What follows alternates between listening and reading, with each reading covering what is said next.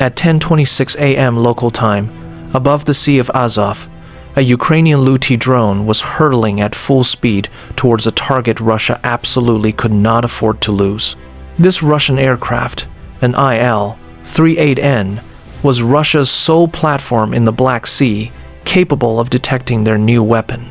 Satellite images, taken 6 hours prior, already showed ground crews removing its engine cowlings. The IL-38N needed to be ready for flight by 1 p.m. This was their only chance to shoot it down before it took off.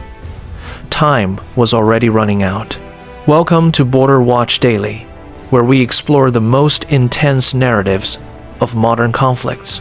What you're about to discover is how a single, seemingly vulnerable drone managed to outwit Russia's most advanced defense systems, revealing unexpected vulnerabilities and surprising ingenuity. At 10:31 a.m., the Luty crossed the Ukrainian coastline, descending to 50 meters above the gray winter waters. Ahead lay 280 kilometers of open sea.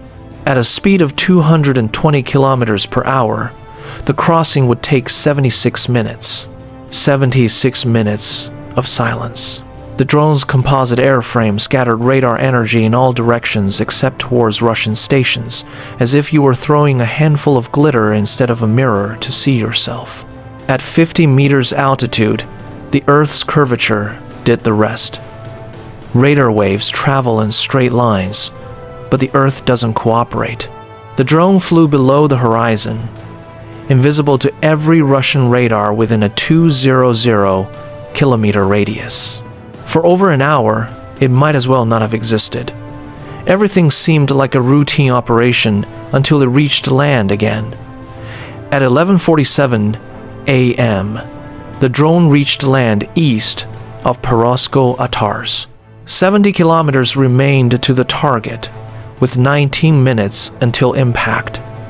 The invisibility phase was over. Now, it was Russia's turn to react. 3 seconds after crossing the coastline, the silence was broken. Observe this cell tower near the village of Stuterovskaya. You'll see what looks like standard telecommunications equipment. A gray cylinder bolted to the frame, roughly the size of a coffee thermos. Inside are 4 omnidirectional microphones and a processor running classification algorithms. Ingenious. But ingenuity only works if the enemy is unaware of it. This was Russia's answer to stealth drones. You can't see what flies below the radar horizon, but you can hear it. The Luty's turbojet cared little for stealth. Its engine produced 85 decibels at 100 meters, the equivalent of a motorcycle at full throttle on a highway. The compressor blades created a high-pitched whine between 4,000 and 8,000 hertz, while combustion added a deeper rumble between 200 and 500 hertz. In the cold December air, the sound carried far, as dense air transmits acoustic energy more efficiently than warm air. The microphone picked up the first traces at 11:47 a.m. The signal strength was 53 decibels, roughly the volume of your office colleague swearing no one heard them fart in the break room. Faint, yes, but well above the 35 decibels of ambient noise on a rural Russian winter morning. Russia had built microphones sensitive enough to catch an accounting Steve in the act. The algorithm had found its needle in a haystack. The processor performed a fast Fourier transform, breaking down the incoming sound into its component frequencies, much like separating a chord into individual notes. The algorithm then compared the spectral fingerprint to its database. That high-pitched whine from compressor blades, that combustion rumble, those specific ratios that distinguish turbojets from propellers. The classification returned in 3 seconds. Hostile drone, 87% confidence, bearing 245 degrees. A single microphone provides a direction, but not a distance. The drone could be 2 kilometers or 10 kilometers away. It was like knowing someone was shouting from the east without knowing if they were in your backyard or down the street. But Russia has over 200 of these sensors along the Krasnodar coast, spaced 3 to 5 kilometers apart. Within 8 seconds, 3 more microphones reported, indicating bearings of 248 degrees, 251 degrees, and 243 degrees. The fusion algorithm calculated the intersection of these lines, simple trigonometry, but executed thousands of times per second. A track appeared, hostile drone, position accurate to 50 meters, updated every 2 to 3 seconds. The Ludi had no idea, and even if it had, it wouldn't have cared. The drone carried no acoustic alert system, as such a device doesn't exist for an aircraft of its size. The Skynote S flight computer showed all systems normal, target coordinates locked. The tracking of its every move might as well have been by a ghost already unaware it was dead. 67 kilometers remained to the target, with 18 minutes until impact. Still enough time, if nothing else went wrong. The microphones could track the Ludi across Krasnodar, but they couldn't shoot it down. For that, Russia needed a different weapon.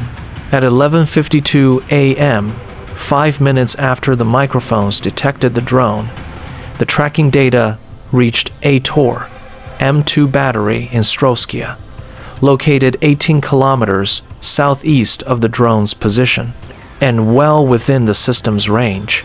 The Tor M2 is Russia's short-range answer to this type of threat.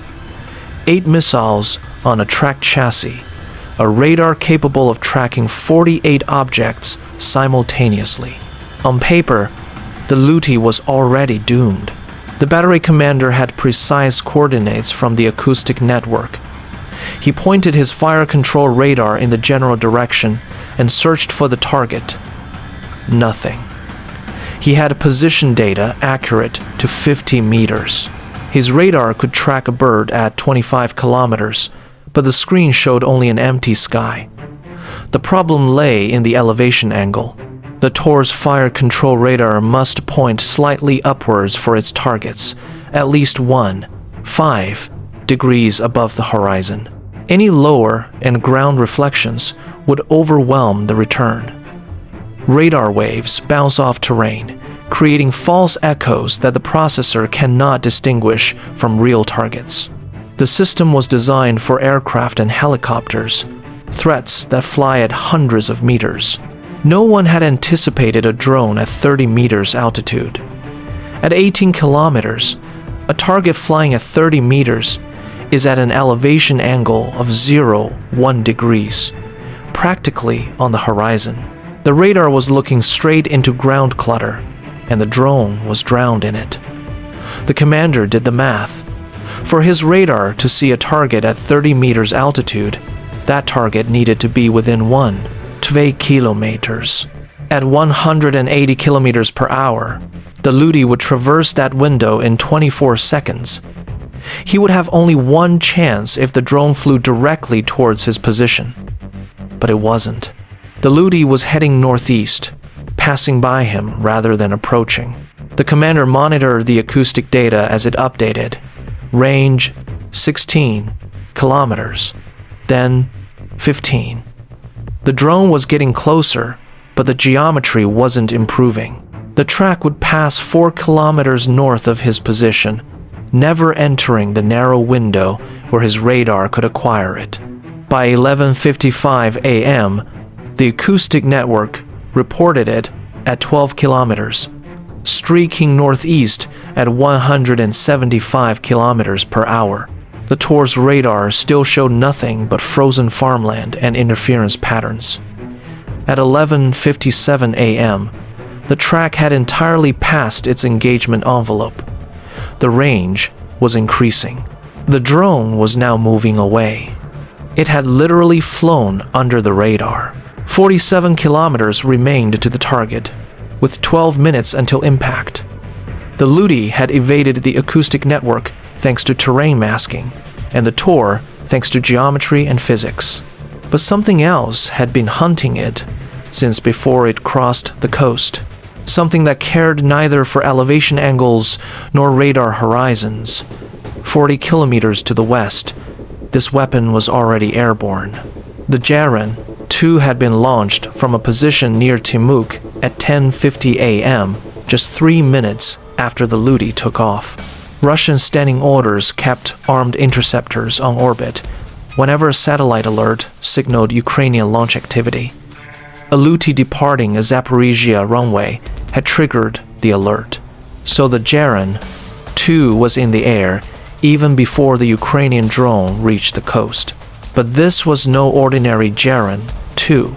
If you look here at the top of the fuselage, where the delta wing meets the engine cowling, you'll notice something unusual for an attack drone.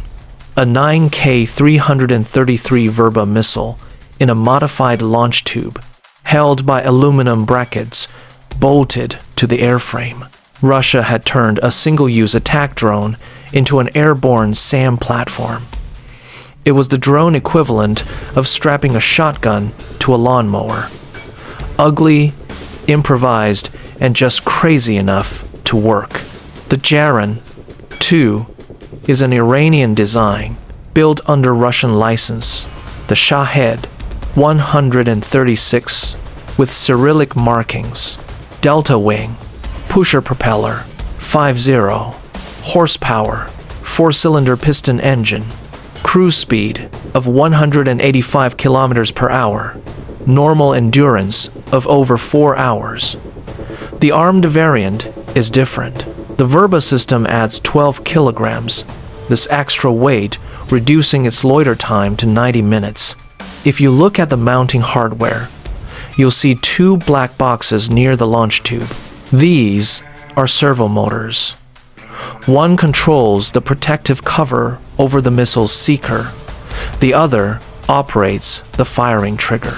Cables run into the fuselage, secured to the skin. This means the operator doesn't fire with a simple button press.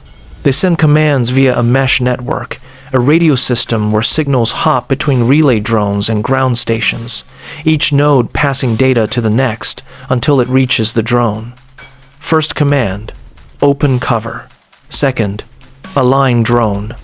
Third, fire. By 11:47 a.m., when the Ludi made landfall, it had been airborne for approximately 60 minutes. It had 30 minutes of fuel remaining, a single missile, and a target hiding in a 400-meter acoustic blur. The Jaran 2 received the acoustic tracking data.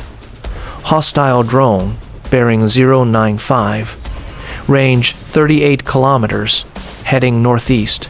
The operator adjusted his course east, descending to 600 meters, and began his search. 47 kilometers remained to the target, with 15 minutes of fuel. The countdown had begun for both sides. But finding a drone at 30 meters altitude in an irrigation canal is not comparable to detecting an aircraft in clear sky. The Verba seeker needs contrast, a hot target against a cold background.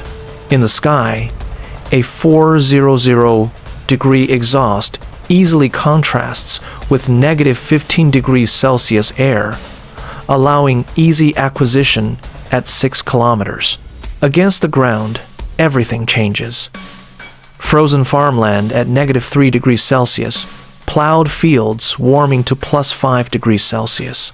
A complex thermal tapestry that the seeker's 3 channels must somehow distinguish from the target. The operator searched for 6 minutes.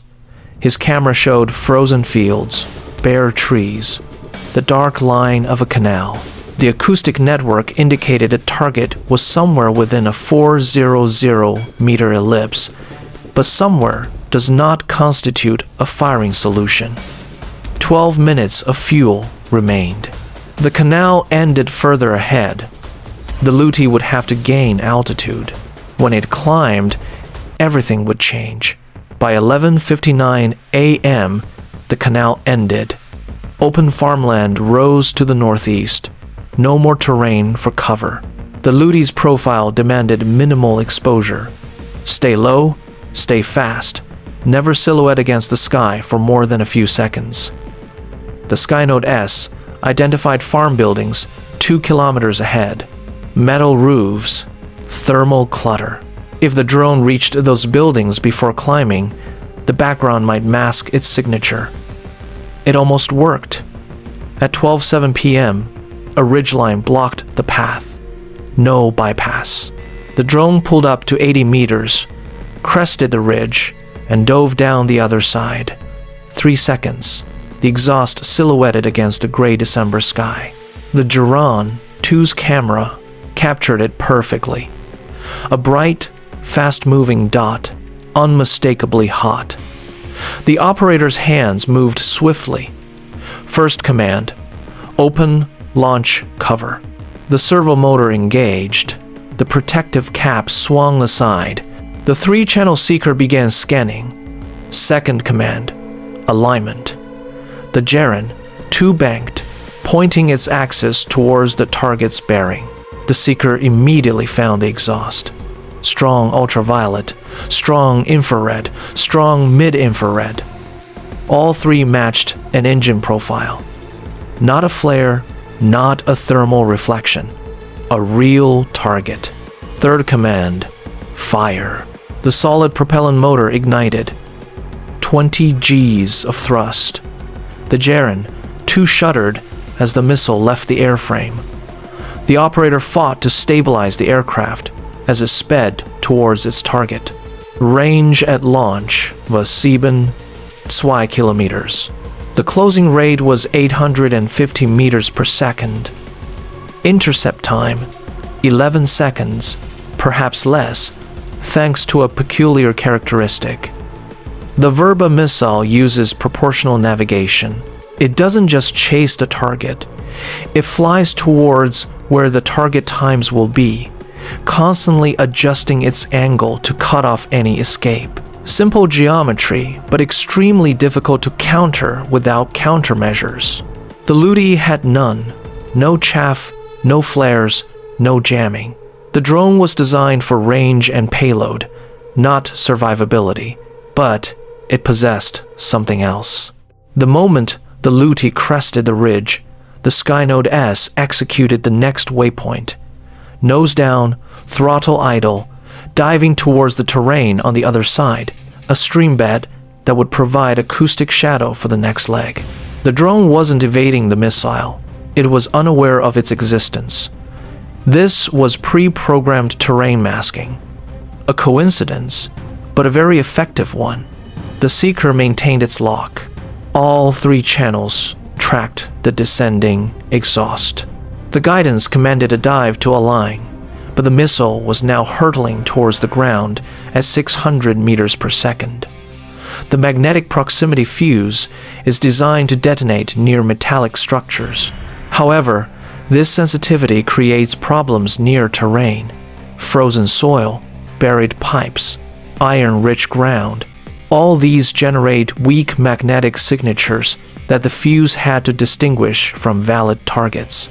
9 seconds after launch, the missile was at 30 meters, still descending.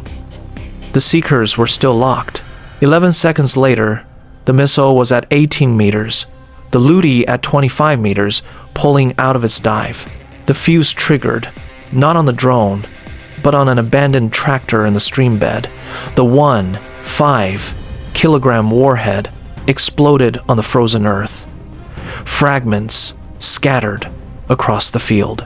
The Ludi, 40 meters further and climbing fast, flinched from the shockwave. No damage. The operator observed the explosion. Wrong position, wrong angle, no debris trail. Failure. His single missile. 9 minutes of fuel remained. The target was gone. In Krasnodar, the operator stared at his screen. 11 months of intercepts. And this was his first failure. Someone would demand an explanation. He had none. He chose pursuit. Full throttle. The camera followed. The Jaren, too, couldn't catch the Ludi. It was 35 kilometers per hour too slow. But it could relay its position to base defense. 26 kilometers from the target, the Ludi had survived acoustic detection thanks to terrain masking, and the Verba missile by luck and programming. Ahead lay the most difficult part, finding a specific aircraft among dozens, with an AI that had never seen this target from this angle. The Ludi had to find the IL-38N, ignore the standard IL-38, parked 80 meters away, and strike precisely enough for the airburst warhead to destroy the sensor section, not just damage the airframe. If you look at the two aircraft, you'll understand why this is difficult. Both have 4 turboprops, high wings, and long, similarly gray fuselages. At 35 meters altitude and an oblique angle, they are almost identical. The difference is on the top of the forward fuselage. The IL-38N carries the NV9 ELINT pod, a square structure approximately 2 meters long, mounted on external supports above the cockpit. ELINT stands for Electronic Intelligence. The pod contains passive receivers that intercept radar and radio emissions, classifying signals by frequency, pulse pattern, and origin. The standard IL-38 is not equipped with this. This pod marked the target.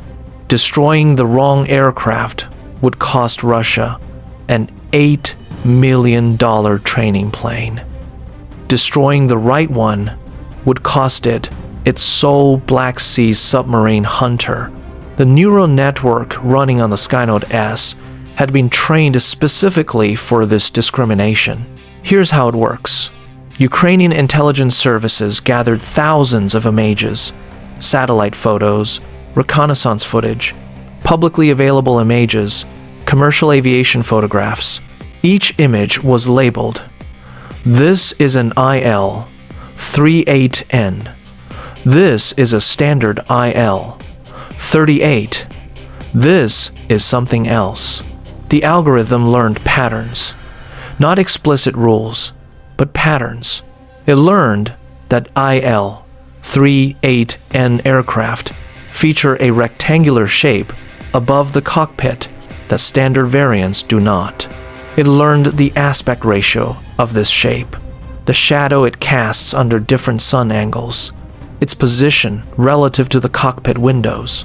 During flight, the camera transmits 30 frames per second to the processor. Each frame undergoes feature extraction. The algorithm identifies edges, shapes, shadows, and geometric relationships. It first searches for 4-engine aircraft, then high wings, then a distinctive nose profile. Next, it looks for the ELINT pod. The system draws a bounding box around candidate shapes, measuring dimensions pixel by pixel. It compares aspect ratios with its training data. It weights confidence based on how closely the observation matches known examples. Final classification: IL-38N. Overall confidence: 94%. At 12:15 p.m. and 8 seconds, the satellite link transmitted an encrypted burst. Strike authorized. 14 seconds remained until impact. But at 12:15 p.m.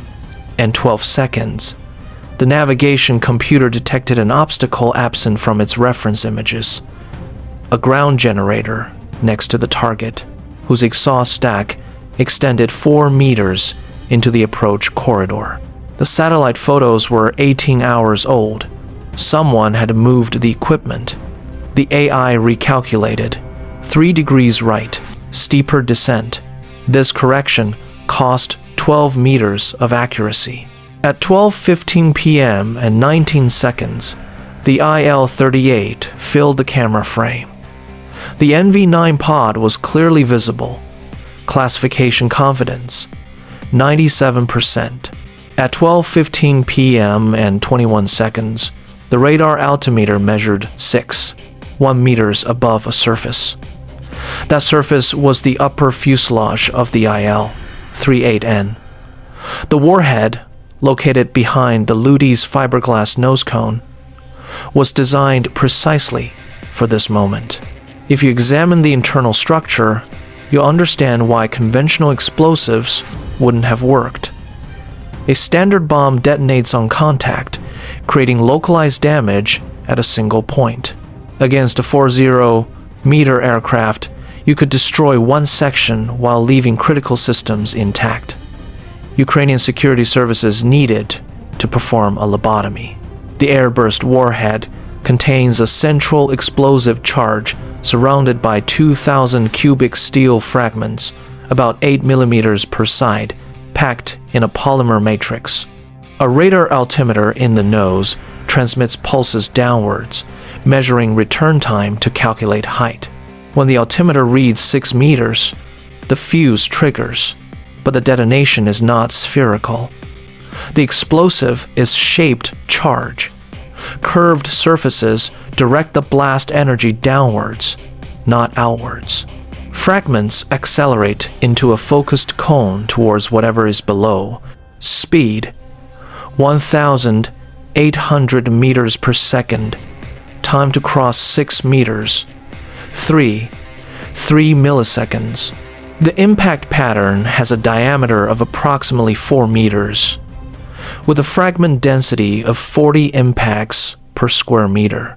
The aircraft's aluminum skin offered no resistance. At 12:15 p.m. and 21 seconds, the warhead detonated. The cone of fragments struck slightly behind the intended aim point, over the wing root, rather than directly above the ELINT pod. Obstacle avoidance had shifted the impact area. It hardly mattered. The NV-9 pod sustained hundreds of direct impacts. Casing ruptured, antenna arrays shredded, processing units destroyed. The forward pressurized compartment containing the NV-4 mission computer was gone. The NV-4, the system's brain that fused radar tracks, MAD contacts, sonobuoy data, and electronic intercepts into a single picture capable of tracking 32 targets simultaneously, was destroyed in 3 milliseconds. A secondary impact struck the number 2 engine nacelle. Oil lines were severed, fuel lines ruptured, and a fire erupted within seconds. The IL-38N did not spectacularly explode. It simply ceased to be a functional aircraft. The Nala radar still existed, but nothing processed its returns. The Mad Boom was still deployed at the rear, but nothing read its data. The sonobuoy receivers still functioned, but nothing fused their inputs. The aircraft was not damaged. It was lobotomized.